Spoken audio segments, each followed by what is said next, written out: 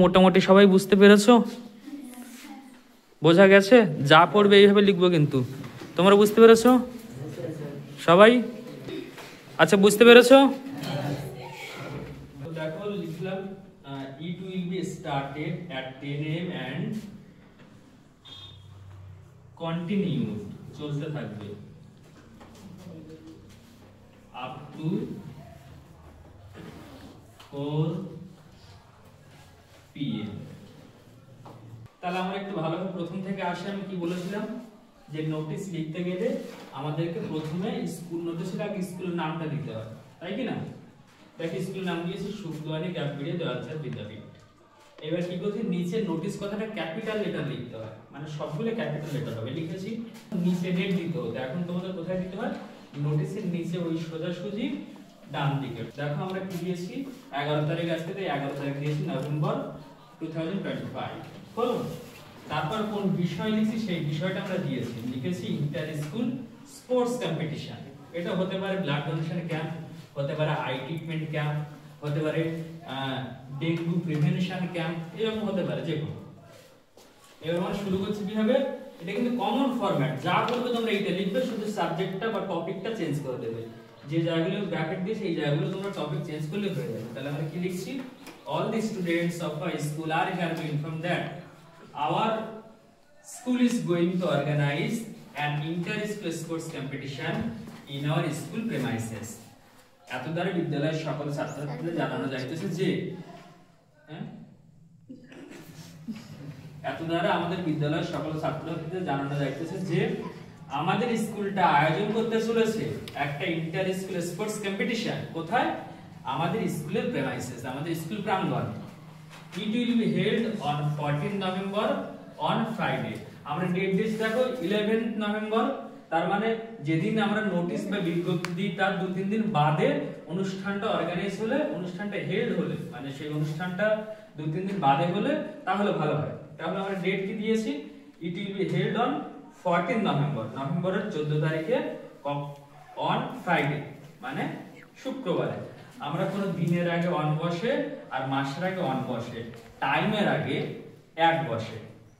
It will be started at 10 am। এবার দেখো আমরা টাইম পেয়ে গেছি, এটা কি আছে 10 am, এটা টাইম, তো এর আগে কি হয়েছে অ্যাট। তাহলে it will be started at 10 am and continued up to 4 pm। Up to মানে ম্যাক্সিমাম 4টে পর্যন্ত হতে পারে, তার আগেও শেষ হয়ে যেতে পারে। হলো? কনসেপ্ট ক্লিয়ার এই পর্যন্ত? তারপর দেখো, তাহলে আমরা টাইম, ডেট, প্লেস জেনে গেলাম। এইবার হচ্ছে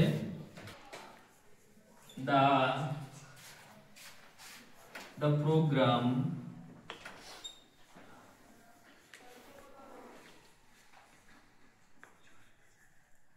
will be started। তোমাদের সব সময় প্যাসিভ ভয়েসে লিখতে হবে আর ফিউচার ইনডেফিনিট টেন্স লিখতে হবে।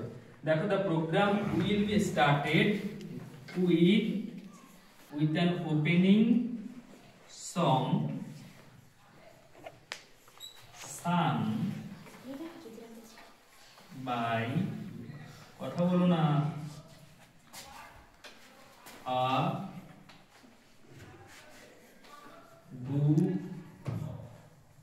of students দিয়ে দিই, of class 9 and by hoisting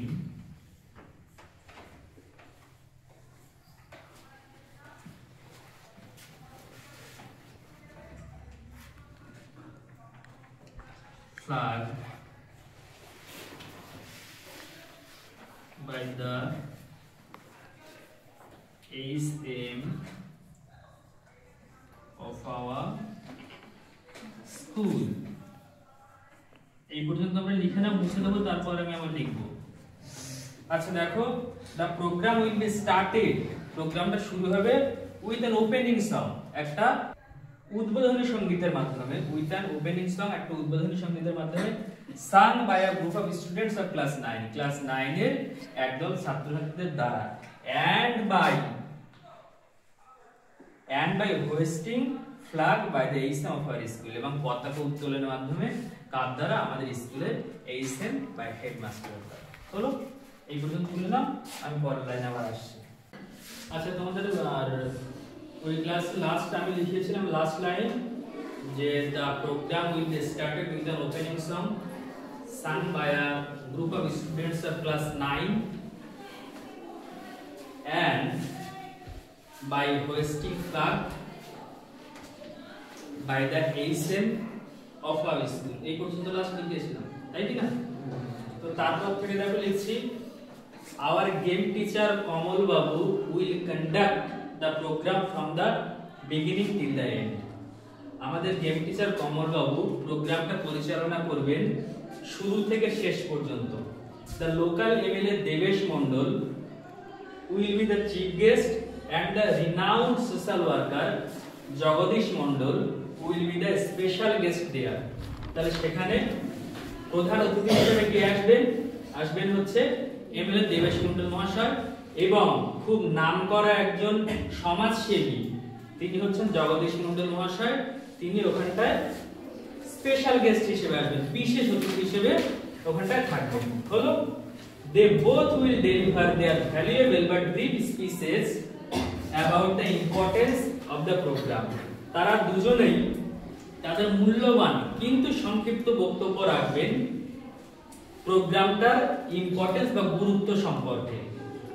তারপর দেখো লিখেছি a light tiffin will be delivered to all the participants, volunteers and teachers after the end of the program। তাহলে একটা হালকা টিফিন দেওয়া হবে, কাদেরকে দেওয়া হবে? সমস্ত পার্টিসিপেন্টস, অংশগ্রহণকারীদেরকে দেওয়া হবে, ভলান্টিয়ার্সদের দেওয়া হবে, আর দেওয়া হবে সমস্ত টিচার্সদেরকে। কখন? After the end of the program, program শেষে। হলো, এবারে আমরা লাস্ট লাইন লিখছি, লাস্ট প্যারাগ্রাফ লিখছি। দেখো therefore all the willing students are asked, এখানে একটু মিস্টেক হয়ে গেছে, to join the program and enlist their names to our game teacher on or before 13 November 2025। তাহলে সুতরাং সমস্ত আগ্রহী ছাত্রছাত্রীদের বলা হচ্ছে তাদেরকে প্রোগ্রামটায় অংশগ্রহণ করতে এবং তাদের নাম নথিভুক্ত করতে আমাদের গেম টিচারের কাছে। কবে? On or before 13 November. তাহলে আমাদের প্রোগ্রামটা হওয়ার কথা কবে? মানে ওই ইন্টার স্কুল স্পোর্টস কম্পিটিশনটা কবে হবে? 14 নভেম্বর, 14 তারিখ। তাহলে তার আগে নাম দিতে হবে, হয় 13 তারিখে, না হয় 13 তারিখের আগে। They are also asked to spread their helping hands to make the program successful। তাদেরকে আরো বলা হচ্ছে তারা যেন তাদের সাহায্যের হাত বাড়িয়ে দেয় প্রোগ্রামটাকে আরো সাফল্যমণ্ডিত করতে, আরো অনেক ভালোভাবে সফল করতে।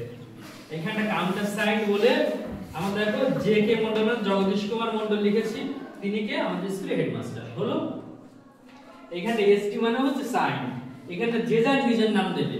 হ্যাঁ, এখানে নিজের নাম লিখে দিয়ে তোমরা যখন পরীক্ষা লিখে দিও না যে নিজের নাম, ওখানে তুমি নিজের নাম দেবে। Student secretary, the sports club.